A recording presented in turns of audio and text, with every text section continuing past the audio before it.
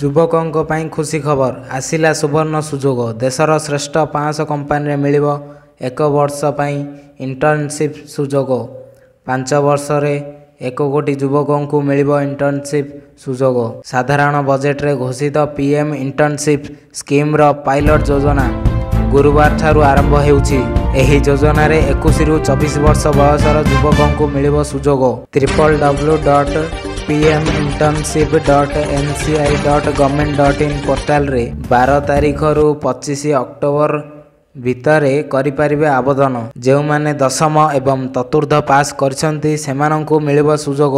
PM internship scheme ସଂରକ୍ଷଣ ପ୍ରଯୁଜ୍ୟ ହେବ।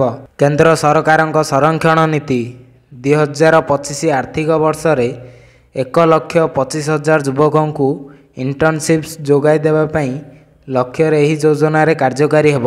ଏହି ଯୋଜନାରେ ମନୋନୀତ ପ୍ରାର୍ଥୀଙ୍କୁ କେନ୍ଦ୍ର ସରକାର 6,000 ଟଙ୍କା ପ୍ରଦାନ କରିବେ।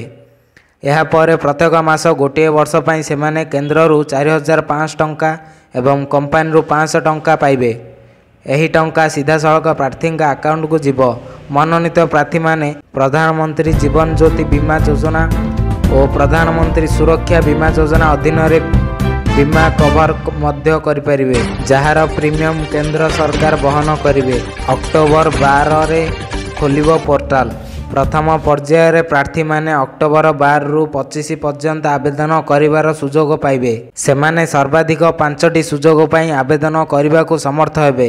ଏହାପରେ ମନ୍ତ୍ରଣାଳୟର ଏକ ଟିମ୍ ଏହି ଯୋଜନାର ନିର୍ଦ୍ଦିଷ୍ଟ ପାରାମିଟର ଉପରେ ପ୍ରାର୍ଥୀଙ୍କ ତାଲିକା ପ୍ରସ୍ତୁତ କରିବେ ଏବଂ ସେହି ତାଲିକା 26 ଅକ୍ଟୋବରରେ କମ୍ପାନୀମାନଙ୍କୁ ଦିଆଯିବ। ଏହାପରେ କମ୍ପାନୀଗୁଡ଼ିକ 27 ଅକ୍ଟୋବରରୁ 7 ନଭେମ୍ବର ପର୍ଯ୍ୟନ୍ତ ସେମାନଙ୍କର ଆବଶ୍ୟକତା ଉପରେ ଆଧାର କରି ପ୍ରାର୍ଥୀ ଚୟନ କରିବେ ଏବଂ ତା ଉପରେ ସେମାନଙ୍କ ଇଣ୍ଟର୍ଣ୍ଣସିପ୍ କରିବାକୁ ଚାହୁଁଥିବା ସ୍ଥାନ ପ୍ରଦାନ କରିବେ।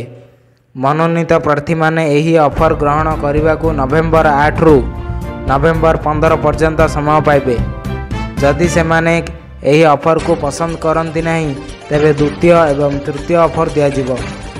ଏହା ଜରୁରୀ ନୁହେଁ ଯେ ପ୍ରଥମ ଅଫର ଦେଇଥିବା କମ୍ପାନୀ ମଧ୍ୟ ଦ୍ୱିତୀୟ ଏବଂ ତୃତୀୟ ଅଫର ଦେବା ଉଚିତ। ତେବେ କୌଣସି ପ୍ରାର୍ଥୀଙ୍କୁ ସର୍ବାଧିକ 3ଟି ଅଫର ଦିଆଯିବ।